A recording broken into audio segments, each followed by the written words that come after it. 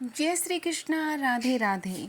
जन्माष्टमी का त्यौहार पूरे हर्षोल्लास से मनाने के बाद अब बारी आती है कृष्ण जन्म के छठी की।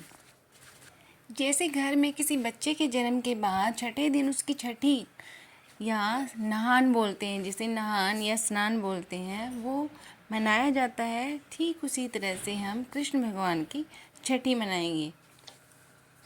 तो कृष्ण जन्माष्टमी मनाई थी हमने 7 को और आज छठी मनाएंगे हम 12 को। 12 सितंबर को हम छठी मनाएंगे। आज जन्म का 6वां दिन है, तो आज छठी की तैयारी करते हैं। इसके लिए कढ़ी और चावल का भोग बनाते हैं।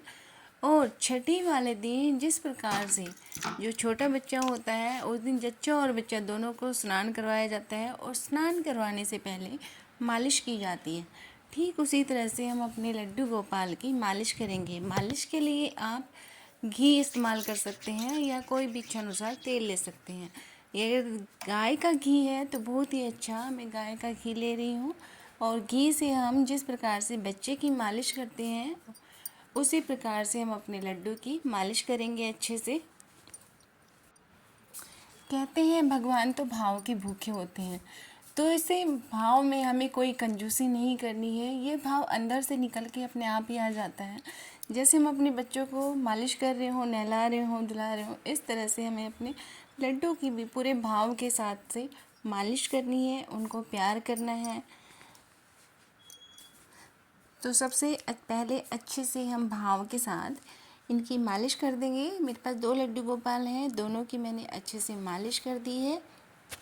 अब बारी आती है लड्डू के स्नान करवाने की। स्नान करवाने के लिए हम कच्चे दूध लेंगे और इस तरह से बर्तन लेंगे जिसमें हमारे लड्डू गोपाल जी ऐसे डूब जाएं। लड्डू के सर के नीचे हम उंगलियां रखेंगे और इस तरह से फटाफट 3 डुबकी हमें लगवानी है। लड्डू को हमें डुबो के नहीं रखना, बस जल्दी से डुबोया और निकाल लिया। और सर के नीचे उंगलियों को ज़रूर रखें। ये एक तरीका होता है और इसी को कहा जाता है छठी का दूध याद आना। यानी कि छठी के दूध में हम इस तरह से स्नान करवाते हैं। इस तरह से मैंने अपने दोनों लड्डू गोपाल को स्नान करवाया और 3 बार डुबकी लगवाई। इस दूध का इस्तेमाल अब हम खीर बनाने में या आप किसी भी प्रकार से उपयोग कर सकते हैं। इसे फेंकना बिल्कुल नहीं है, ये एक प्रसाद बन चुका है। और दूध से स्नान करवाने के बाद हम सादे जल में गंगा जल मिलाकर उस जल से लड्डू गोपाल को फिर स्नान करवाएंगे। और लड्डू गोपाल के लिए जो भी आप इस्तेमाल कर रहे हैं, उसमें तुलसी दल डालना बिल्कुल ना भूलें। चाहे वो स्नान करवाने के लिए दूध हो या जल हो या जो भी आप प्रसादी बनाते हैं, उसमें तुलसी दल का इस्तेमाल ज़रूर होता है, तो वो चीज़ आप बिल्कुल ना भूलें। इस तरह से हमने अपने लड्डू गोपाल को स्नान करवा दिया और फिर उन्हें अच्छे से टॉवल से या हैंकी से, किसी से भी अच्छे साफ़ कपड़े से पोंछ सकते हैं। और फिर अपने लड्डू गोपाल को हम सुंदर सी पोशाक पहनाएंगे। एक चौकी लगाकर उन्हें उसके ऊपर बिठा देंगे। चौकी के ऊपर पीला कपड़ा बिछाइए और पीला ना हो तो जैसा चाहे आप बिछा सकती हैं। उनको अच्छे से हम तैयार करेंगे। जैसे बच्चे को नहला धुलाने के बाद छठी के दिन हम नए कपड़े पहनाते हैं, ठीक इसी तरह से हम अपने लड्डू गोपाल का अच्छे से श्रृंगार करेंगे। जो भी आपके पास श्रृंगार की सामग्री है उसे यूज़ कीजिए और उसके बाद फिर देसी घी का दीपक जलाकर हम उनकी पूजा करेंगे। दीपक जलाने के बाद उनको पुष्प अर्पित कीजिए और क्या कहते हैं, कलावा भेंट कीजिए, अक्षत चढ़ाइए, उन्हें चंदन या हल्दी का तिलक लगाइए, धूप दीप अच्छे से दिखाइए और अच्छे से उनकी पूजा कीजिए। और इस दिन कढ़ी चावल का भोग लगता है भगवान को। कढ़ी चावल छठी में विशेष बनाया जाता है। जिस प्रकार से अपनी छठी मनाई जाती है, रात को जागरण होता है, तब उसमें पकोड़े बनाए जाते हैं और भी कुछ पकवान बनते हैं। इस तरह से जो कढ़ी चावल होते हैं वो कृष्ण भगवान की छठी का विशेष पकवान होते हैं, विशेष भोजन होते हैं। तो कढ़ी चावल का भोग अवश्य लगाएं, उसे बिल्कुल ना भूलें। और उसके बाद आप जो भी भोग लगाना चाहें वो लगा सकते हैं। चाहे कुछ भी मेवा पकवान बनाते हैं या कुछ भी मिठाई वगैरह बनाते हैं, उसका भोग लगा सकते हैं आप, लेकिन कढ़ी चावल का भोग अवश्य लगता है। भोग लगाने के बाद में फिर हम आरती उतारेंगे। आरती में आप आरती करने के बाद फिर हम भजन कर सकते हैं कृष्ण भगवान के। अच्छे से उन्हें आरती दिखाइए और आरती करने के बाद जैसे बच्चे के ऊपर हम न्यौछावर करते हैं कुछ रुपए, इसी तरह से कृष्ण भगवान के ऊपर से भी हम कुछ रुपए न्यौछावर कर उनके पास ही रख देंगे और बाद में उनके नाम का हम कुछ भी सामान लेके आ सकते हैं। वो जो रुपए चढ़ाएंगे हम, वो कृष्ण भगवान के होंगे, हमारे लड्डू गोपाल के होंगे, इसलिए उनके नाम का ही हम कुछ सामान लेके आएंगे।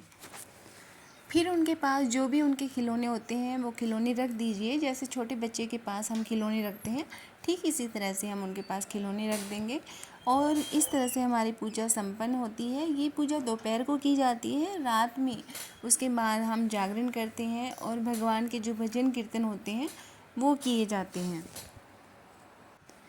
उसके अलावा आप दिन में भी पूरा दिन क्या कहते हैं, कृष्ण भगवान के भजन सुन सकते हैं, कर सकते हैं, श्री राधा रानी का नाम जप सकते हैं। इस तरह से हम छठी का दिन बिताते हैं। और रात्रि के समय में एक बहुत ज़रूरी काम जो हम बच्चे के जन्म के बाद भी छठी वाले रात को करते हैं, वो क्या होता है, हम उसी दिन बच्चे को काजल लगाते हैं और वो काजल हम घर का बना हुआ लगाते हैं। उस दिन उसकी आंखों में काजल डाला जाता है, जो जच्चा होती है उसको भी काजल लगाया जाता है और उसकी जो भवें होती हैं वो भी काजल से ही बनाई जाती है। हमारे यहाँ ऐसा ही होता है। ठीक इसी तरह से हम लड्डू गोपाल की छठी में भी करेंगे। हम थोड़ा सा काजल बनाएंगे, इस तरह से चम्मच को उल्टा करके दीपक की लौ से काजल तैयार हो जाता है और उस काजल को हम अपने लड्डू की आंखों में डालेंगे। काजल को काजल की तरह ही थोड़ा सा डालना है, ये नहीं कि आप उनकी आंखों को पूरी तरह से काला कर दें। और इस तरह से हमारा काजल बनके तैयार हो जाता है। अपने लड्डू गोपाल को काजल लगाएंगे रात्रि के समय में। और हाँ, इस दिन लड्डू गोपाल को झूला झूलाना बिल्कुल ना भूलें। जिस तरह से हम छोटे बच्चों को फिर पालने में डालते हैं, ठीक इसी तरह से हम अपने लड्डू गोपाल की छठी पे भी लड्डू गोपाल को झूले में झुलाते हैं।